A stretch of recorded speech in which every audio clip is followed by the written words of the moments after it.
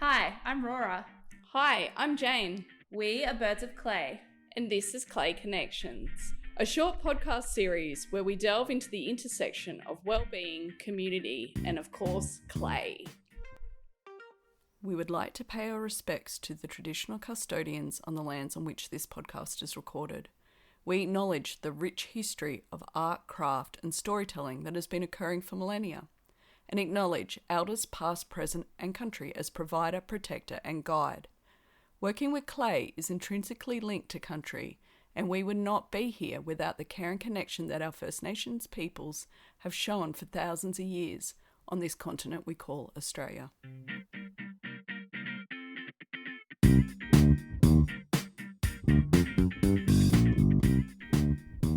Hi everyone, it's Jane here today. A couple of weeks ago I was lucky enough to visit the amazing Monte Lupo in Brisbane. Monte Lupo is a fully operational ceramic studio and cafe and is operated by Australian disability support provider Multicap. It's been going for over 30 years.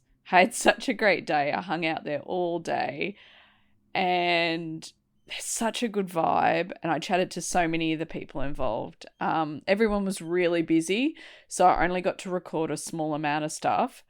And due to the recording being in a very busy studio, there is some background noise throughout the recording, particularly Russell on the angle grinder. He was getting artworks ready for the Swell Sculpture Festival at the Gold Coast.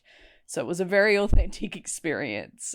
We kick off our chat speaking with Kimberly, who is a job coach, and Fiona, the general manager. And they are two of the amazing staff at Monte Lupo. I hope you enjoy it. Thanks. Sure. My name's Kimberly Oberlin. I'm originally from Angola, Indiana, and I've been living in Australia for 16 years.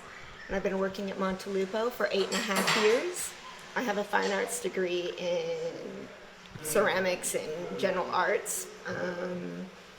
And I've been practicing my own pottery for about 10 years now as well. Yeah, wonderful. My name's Fiona Haynes and I'm the General Manager of Creative Arts at Multicap. I've been at Multicap for 25 years. Yes. I also have a visual arts degree and a primary teaching degree. I do have my own practice as well, which is more mixed media and sculpture. Excellent. So welcome to both of you. Thank you. We're here today at Monte Lupo Studios, which, I don't know that much about it. So would you guys be able to just give us a bit of an introduction of what is Monte Lupo? Sure. Go ahead. So Monte Lupo creates employment opportunities for artists with disabilities, or we also have the cafe where we create employment opportunities for people to learn hospitality skills. So in the cafe, we've also got our gallery where we sell our product, and people from the public can come in and view the guys working and selling the product, and then they can have studio tours and have a look at what we create here. The studio has been going for about 35 years. So Monte Lupo has been going for 35 years, and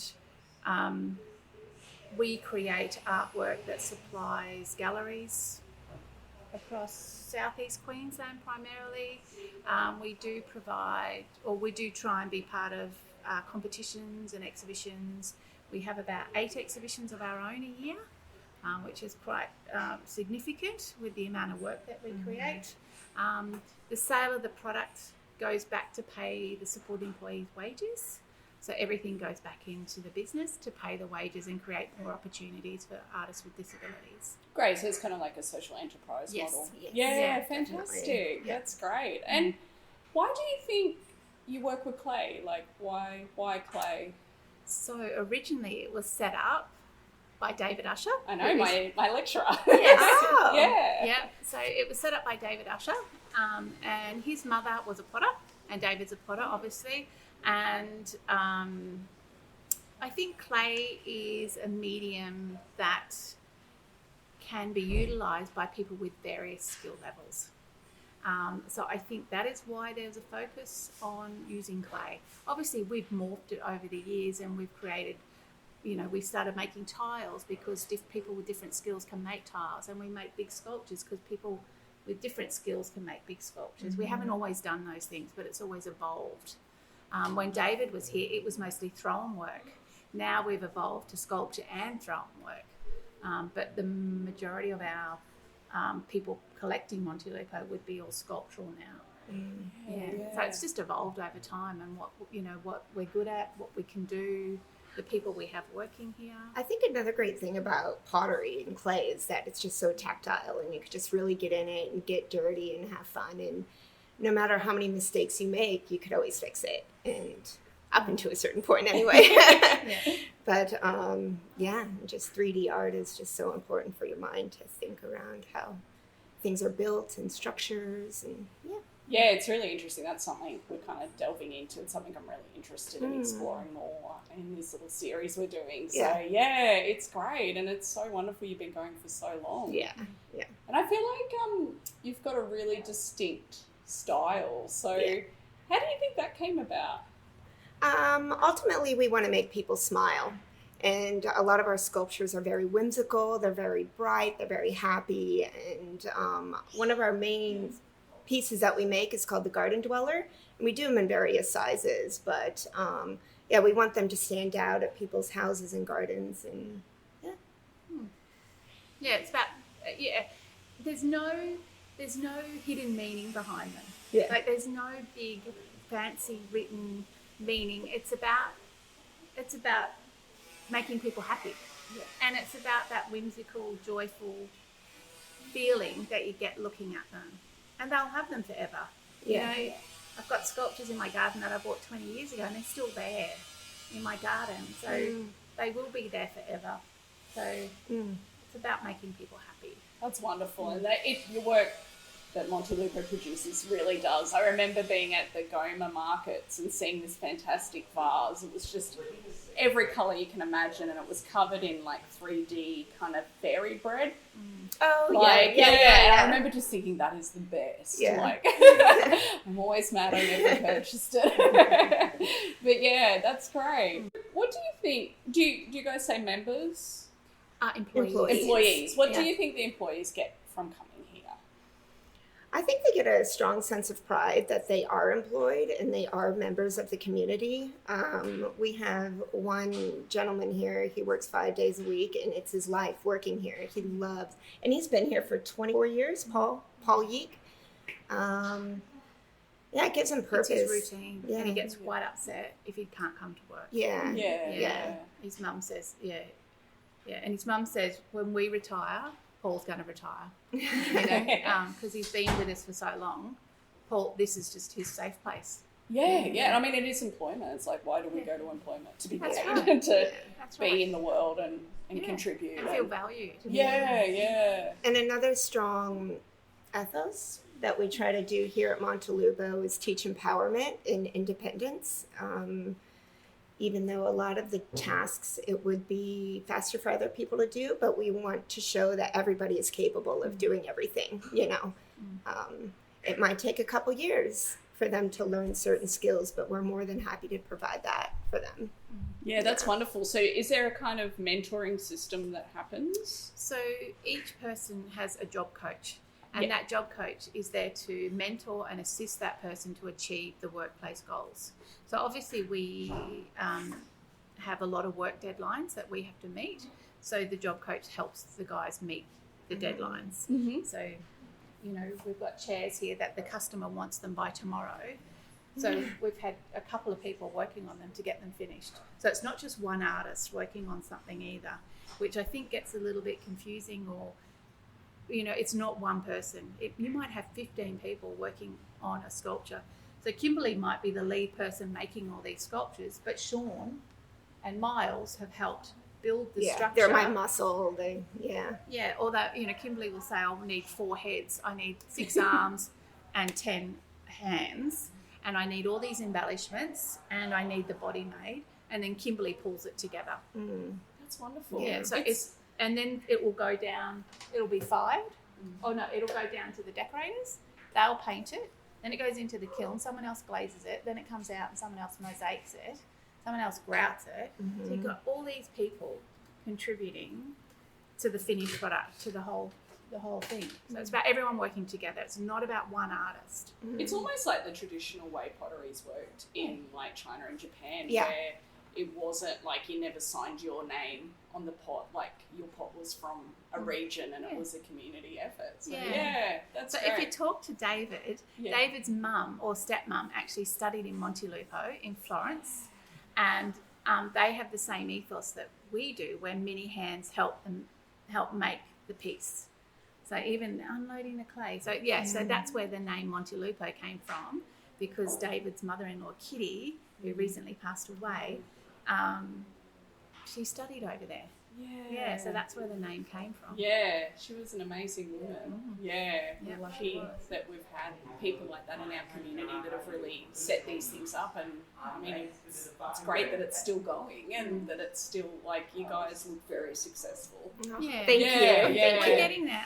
I feel in the last 2 or 3 years, we're getting recognised. You know, we people ring up from Melbourne or Sydney and say, can we do this or can we do that? And it's because we've been here for a while. Do you know what I mean? So people are recognising what we do. I feel like just in the past couple of years, we've really ramped up on where we're shipping all of our sculptures. Like, we're starting to get to know all the guys at Pack and Send. So. That's good. Yeah. And people are prepared to pay thousands of dollars for a sculpture.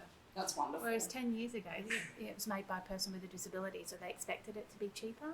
But now we can ask for the price that it deserves. Yeah, and I think, you seem to be everywhere, which is great. Like, it's fantastic. You spoke about the Swell Sculpture Festival and being a part of that, which I'm sure increases exposure. Yeah, and we've been doing Swell for 18 years. Have you? Wow, yeah. So we're a big part of the Swell team because we run a lot of workshops for them as well.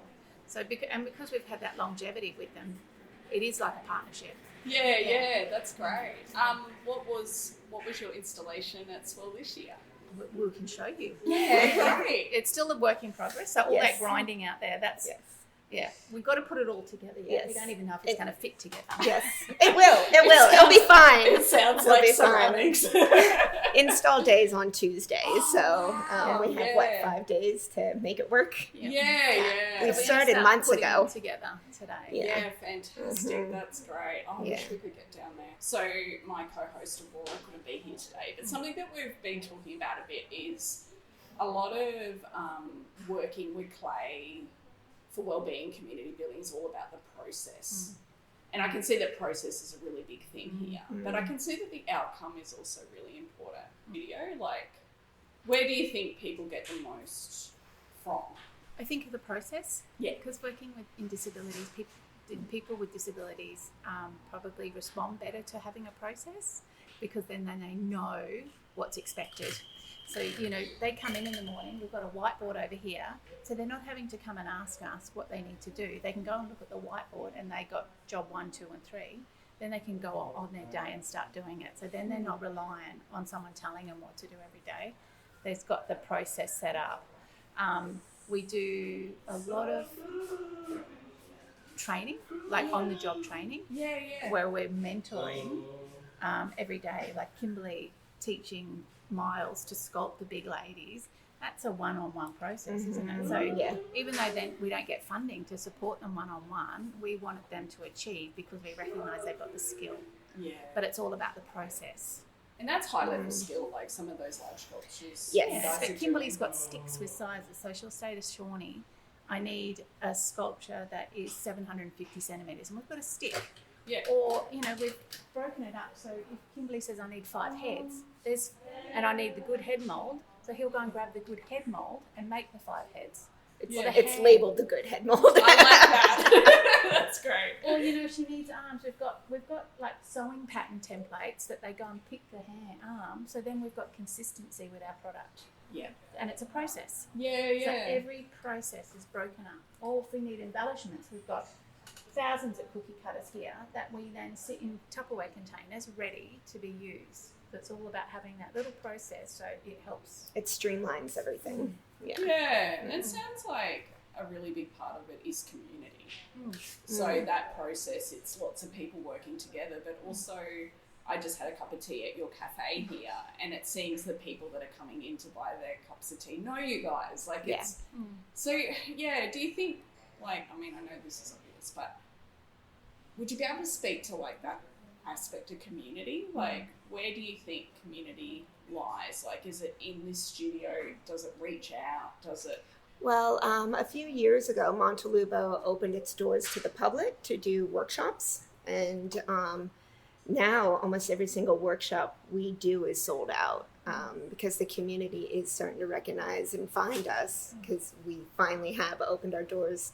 And then, of course, doing things like Swell, Sculpture on the Edge, huge community base there. We wouldn't be able to do it without people backing us. So, and we've got workshop participants like Patty down here who keep coming back. Yeah. You know, and they feel valued, and then they become volunteers. Yeah. So then they come and volunteer in the studio. You know, we've started Paint Your Own in the cafe to bring more people in, and people will go and sit in the cafe all day just to paint their own little cup or their own little cup and saucer, and then we fire it and then they come and pick it up. But that creates a community. Or, you know, the staff in the cafe on a Saturday when we're not having workshops, they have a sewing bee. They have sewing people come in to utilise the studio, you know, and that brings a different group of people in just to utilise the space. But it's bringing a community together of different people. Yeah, it's wonderful. Yeah. How does funding work? So NDIS, so the individual artists that we support, they have NDIS funding to support them in the workplace. So that pays for the job coach.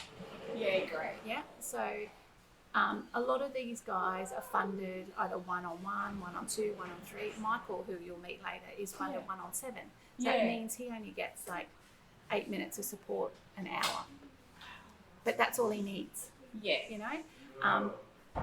But then we've got some people that are 1-on-1 because they need that constant support to help them every minute of the day come and work. So the NDIS funding pays for the job coach. The sale of the product pays for the guy's wages.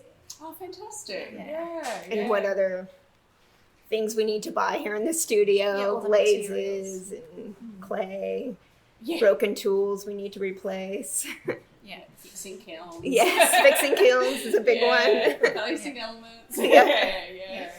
Yeah, that's fantastic. And I think we've all seen that real rise of interest in ceramics in the last few years. I mean, since the pandemic. So it sounds like that's happened with you guys too, that more people are appreciating and wanting to get their own hands into clay. Yeah, it's really 100%. cool. Yeah. Is there anything else you'd like to add about Monte Lupo? It's such a special place to work. I'm so grateful to have this job, get to be creative, get to inspire people, get to make people smile. Like, absolutely love it here, and I feel so lucky. That's wonderful. Thank you so much. Yeah. Do you want to meet some of the artists? Yeah, I'd love to. Yeah. Let's go. Yeah. So you guys want to come over and see? Hi. Hello, I'm Jane. Nice to meet Hello, you. Jane. Yeah. Welcome. So I do a podcast with my friend Aurora called Birds of Clay, and we both work with clay and we both love working with clay.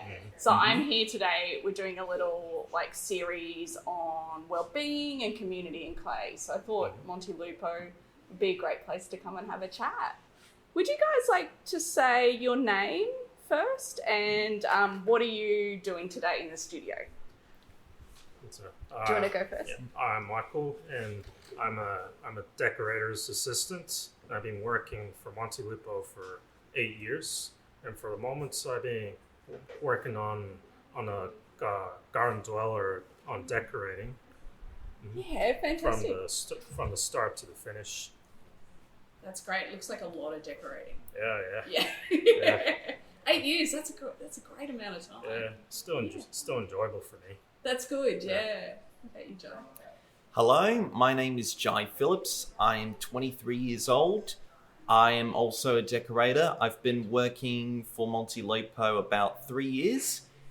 And what I'm working on right now is painting 2 chairs. Yeah, fantastic.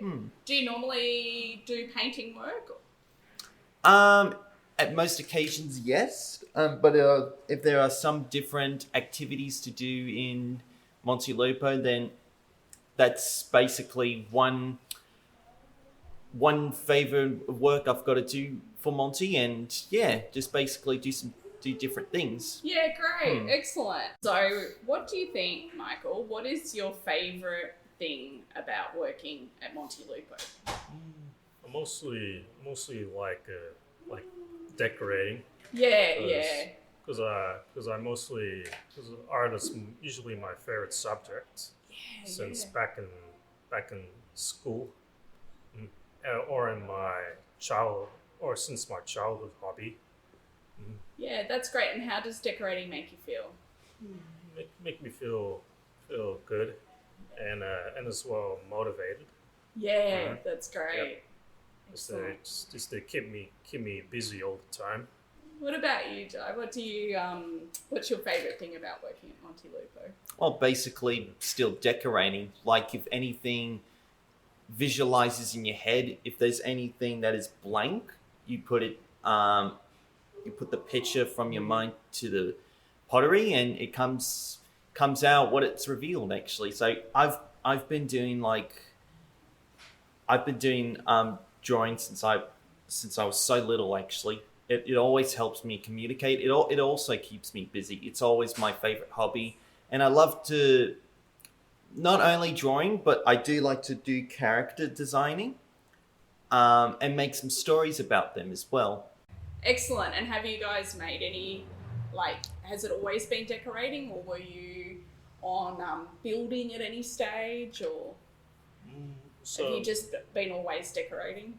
Some stage one time I've been learning how to do sculpting the garden dweller body. Oh, yeah. How'd you find that? Last time about 5.5 years ago. Yeah. Yeah.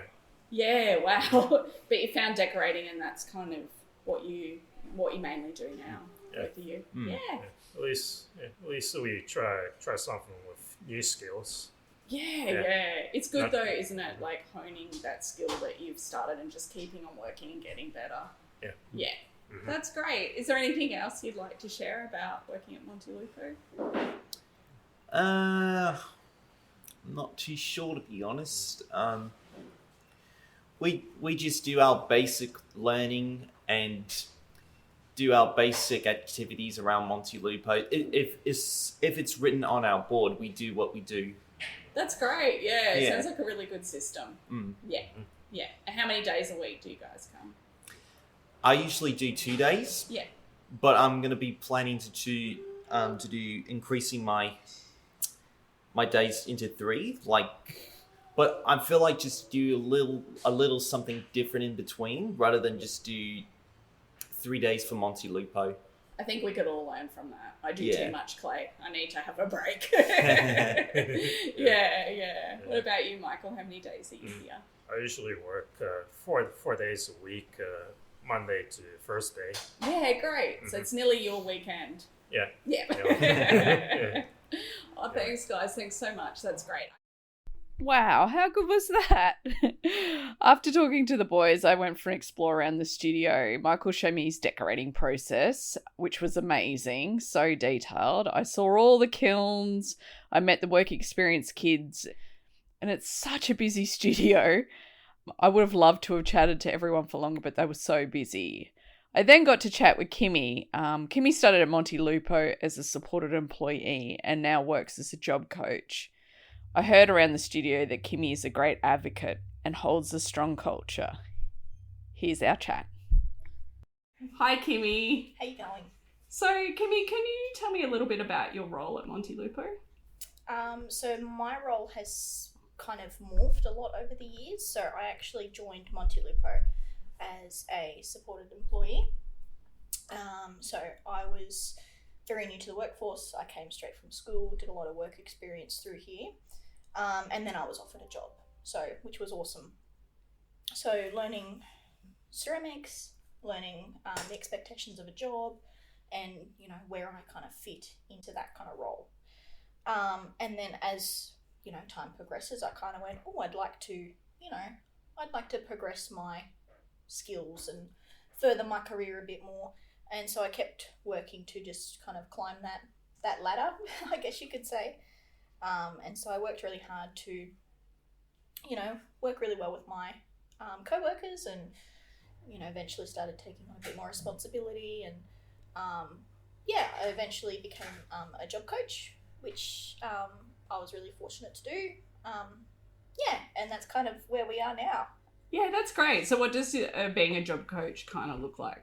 So a job coach is mentoring, like you have a certain group of people that you have to mentor, and that's building up their skills, kind of the same thing as what I learned very young, but like you understand the expectations of a job, how you should, act as a job, what kind of roles you need to do, where your skills can be strengthened and adapted, and what really suits you. So I think we do a really nice job of figuring out all our guys' quirks and skills and what they're really, really good at, and things that we identify that they can grow and expand and really work on.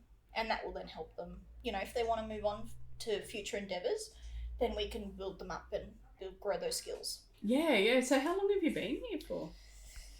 13, 14 years. Yeah, wow. Yeah. And I think I was just talking to two of the fellas, and they've been here for a while too, and I think that's a real shows that it's a good workplace. Yeah, for sure. We're very fortunate. I feel we're a very tight-knit group. Yeah.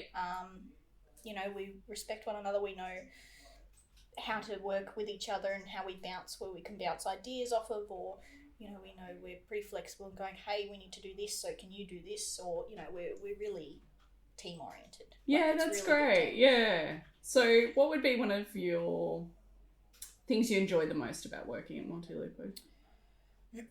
Look, doing art every day is always amazing. I'm very fortunate in that perspective, and it's grown my skills over the years and my career for sure.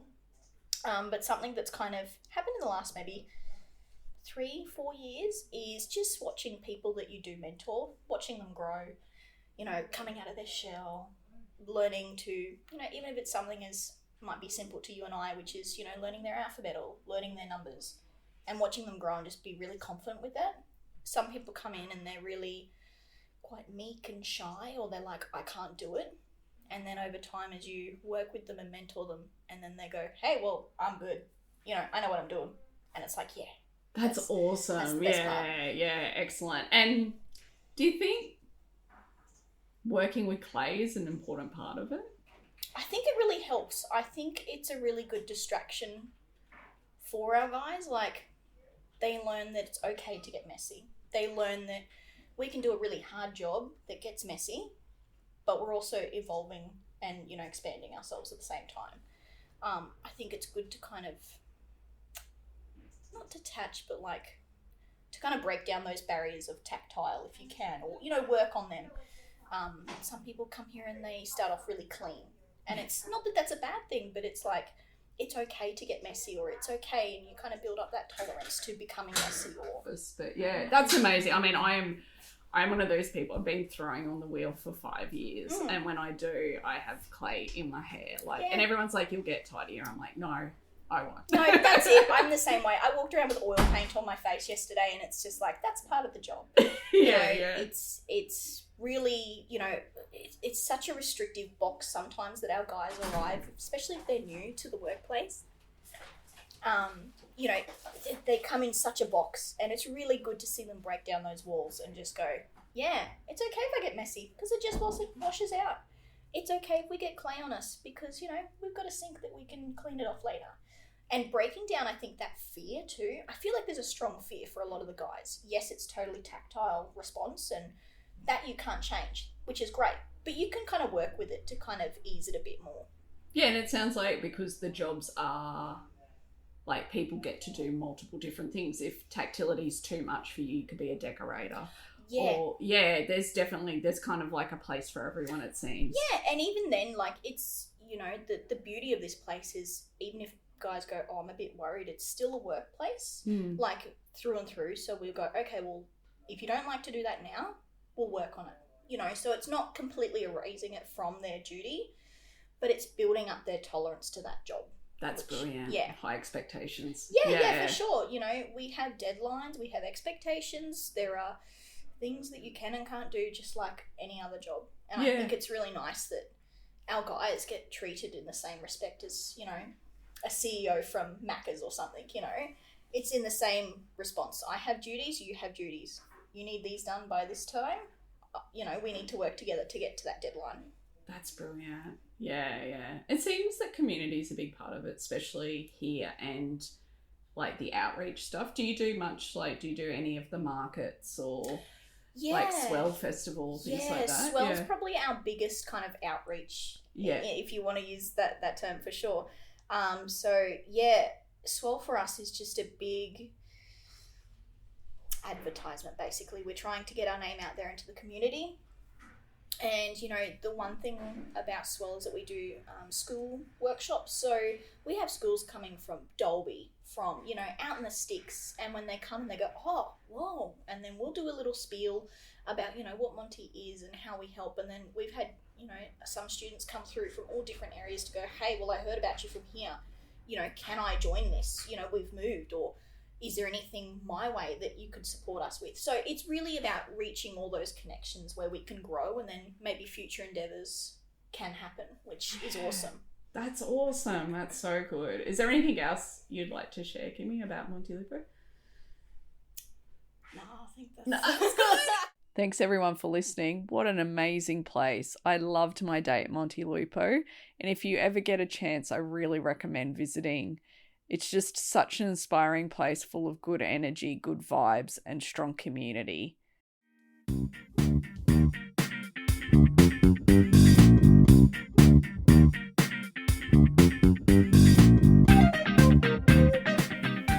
Thanks so much for listening to this episode. We hope you enjoyed. You can find us on Instagram at birdsofclay_podcast. Please feel free to send us any questions or comments. And if you could leave us a review on whatever platform you're listening on, that would be amazing. We'll see you next time.